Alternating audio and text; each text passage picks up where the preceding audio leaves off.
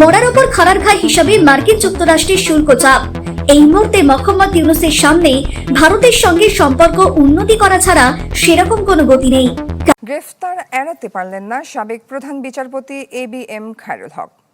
আগামী সেপ্টেম্বরে দেশে বিএনপি বড় কোনো ঘটনা ঘটাতে পারে।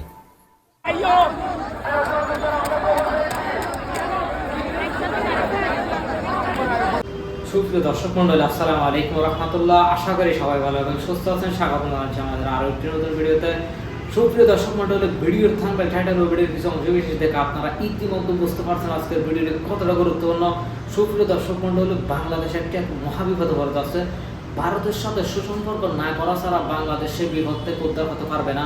সুপ্রিয় দর্শক, আমেরিকা থেকে চাপ আসছে। এই আমার সংক্ষিপ্ত কথাগুলো সম্পূর্ণ বিস্তারিত আলোচনা করতে আপনাদের অবশ্যই সম্পূর্ণ ভিডিওটি দেখতে হবে। সুপ্রিয় দর্শক, তাহলে আমরা কথা না বাড়িয়ে সম্পূর্ণ ভিডিওটা দেখে আসি। তার আগে আপনাদের প্রতি ছোট্ট একটা রিকোয়েস্ট থাকবে, আমার ইতিমধ্যে যারা আমাদের চ্যানেলটি সাবস্ক্রাইব করার জন্য অনুরোধ জানাচ্ছি। আর ইতিমধ্যে যারা চ্যানেলটি সাবস্ক্রাইব করছেন আপনাদেরকে অসংখ্য ধন্যবাদ। তাহলে কথা না বাড়িয়ে চলুন আমরা সেই সম্পূর্ণ বিস্তারিত আলোচনাটা দেখে আসি।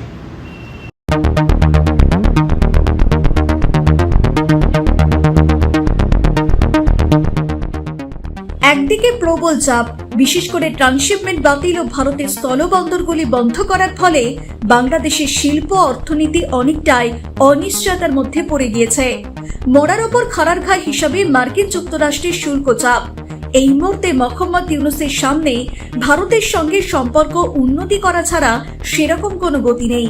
কারণ বাংলাদেশের শিল্পমহল ও রপ্তানিকারকরা বহির্বিশ্বে যত না বাণিজ্য করত, তার থেকে অনেক বেশি ভারতের সঙ্গে বাণিজ্য করতেন তারা।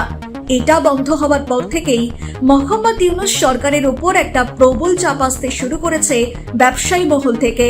সেই কারণেই ভারতের সম্পর্কে কিছুটা সুর নরম করতে শুরু করেছে ঢাকা। বিশেষ করে ভারতের পুশব্যাক নিয়ে একেবারে মুখে কুলু পেটেছে বাংলাদেশের অন্তর্বর্তীকালীন সরকার। কূটনৈতিক মহল মনে করছে এটা সূচনা হতে পারে ভারতের সঙ্গে সম্পর্ক স্বাভাবিক করার ব্যাপারে। কিন্তু 84 বছরের বৃদ্ধ মোহাম্মদ ইউনূস যেমন উচ্চাকাঙ্ক্ষা নিয়ে বাংলাদেশে এসেছেন, তেমনি তার ক্ষমতার লোভ অনেকের থেকে বেশি। ফলে গোপনে ভারতকে প্যাচে ফেলার নানা ফন্দি এঁটে চলেছেন বাংলাদেশের প্রধান উপদেষ্টা। মোহাম্মদ ইউনূস এই মুহূর্তে পাকিস্তানের মিত্র তুরস্কের দিকে ঝুঁকেছেন। কূটনৈতিক মহল মনে করছে এই তুরস্ক পাকিস্তান ও বাংলাদেশের মধ্যে ত্রিপাক্ষিক জোট দক্ষিণ এশিয়ার ভূ রাজনীতি বদলে দিতে পারে। অর্থাৎ ভারতকে প্যাচে ফেলার মোক্ষম অস্ত্র পেয়ে গিয়েছেন মোহাম্মদ ইউনূস। তিনি প্রথমে চীন ও পরে মার্কিন যুক্তরাষ্ট্রকে দিয়ে ভারতকে বিপদে ফেলতে চেয়েছিলেন। কিন্তু পারস্পরিক বাণিজ্য কূটনৈতিক বাধ্যবাধকতা থেকে বেজিং বা ওয়াশিংটন কেউই ভারতকে চটাতে চায়নি। কিন্তু তুরস্ক নিজে থেকেই ভারতের বিপক্ষে দাঁড়াতে পিছুপা নয়। সেটা অপারেশন সিন্দুরের সময় তুর্কির রাষ্ট্রপতি রেসেপ তাইয়িপ এরদোগান সরাসরি পাকিস্তানের পাশে দাঁড়িয়ে প্রমাণ করে দিয়েছিলেন। এই সুযোগটাই কাজে লাগাতে মরিয়া মোহাম্মদ ইউনূস। তিনি তার দূত পাঠিয়ে দিলেন ইস্তাম্বুলে। ইউনূস সামরিক কূটনীতির আড়ালে একটি নতুন বৈদেশিক নীতি গ্রহণ করে নিলেন। বাংলাদেশের সামরিক অস্ত্রশস্ত্র সরবরাহের ক্ষেত্রে চীন দীর্ঘদিন ধরেই প্রভাবশালী শক্তি। কিন্তু পরিস্থিতির দ্রুত পরিবর্তন হচ্ছে। যেমন বাংলাদেশ সেনাবাহিনীর প্রধান জেনারেল ওয়াকারুজ্জামানের বেজিং সফর কোনো ব্যাখ্যা ছাড়াই বাতিল করা হয়েছিল, তেমনি তুরস্কের প্রতিরক্ষা শিল্প সচিব হালু কোর্ডনের ঢাকা সফর খুবই তাৎপর্যপূর্ণ ছিল। তিনি ঢাকায় এসে বাংলাদেশের 3 বাহিনীর প্রধানের সঙ্গেও যেমন বৈঠক করেন, তেমনি প্রধান উপদেষ্টার সঙ্গে রুদ্ধদ্বার বৈঠক করেন। কূটনৈতিক মহলের একাংশ মনে করছেন এই নতুন ঘনিষ্ঠতার কেন্দ্রবিন্দুতে কেবল অস্ত্রের চেয়েও বেশি কিছু রয়েছে। তুর্কি রাষ্ট্রপতি এরদোগান যেমন খিলাফত যুগের প্রভাব পুনরুজ্জীবিত করার স্বপ্ন দেখেন, তেমনি ইউনূস বাংলাদেশের রাজনৈতিক বাস্তুতন্ত্রের মধ্যে ইসলামপন্থী গোষ্ঠীগুলিকে প্রতিষ্ঠিত করছেন। উভয় ইসলামী বিশ্বে হারিয়ে যাওয়া অতীতের প্রতি গভীর শ্রদ্ধাশীল। ফলে চীন বাদ বাংলাদেশের মাটিতে ঢুকে পড়ছে তুরস্ক। গত বছরে দেখা গিয়েছিল বাংলাদেশ নীরবে তুরস্কের MK কর্পোরেশন থেকে 18টি বোরান 105 mm হাউটজার বন্দুক কিনেছে।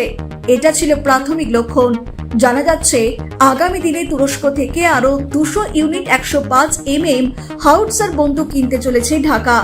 পাশাপাশি পাইপলাইনে তুরস্কের তৈরি TRG-230 এবং TRG-300 রকেট সিস্টেম রয়েছে।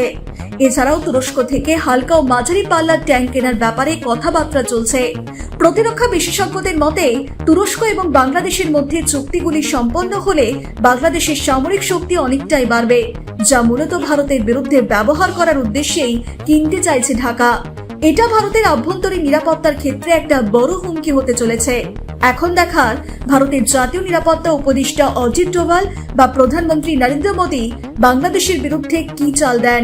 কারণ প্রতিরক্ষা বিশেষজ্ঞরা বলছেন মোহাম্মদ ইউনূস যেভাবে তলে তলে যেভাবে ভারতের বিরুদ্ধে গুটি সাজাচ্ছেন তা ভারতের পক্ষে মোটেই মঙ্গলজনক নয়। যদিও ভারতের বিদেশ মন্ত্রকের মুখপাত্র এর আগে বহুবার বলেছেন যে দিল্লি ঢাকার প্রতিটি পদক্ষেপের ওপর নজর রাখছে, ফলে বাংলাদেশে পাক তুরস্ক যোগ ভারতের জন্য মারাত্মক হতে পারে সেটা নিশ্চয়ই জানেন নয়াদিল্লি। ব্যুরো রিপোর্ট, নিউজ বর্তমান।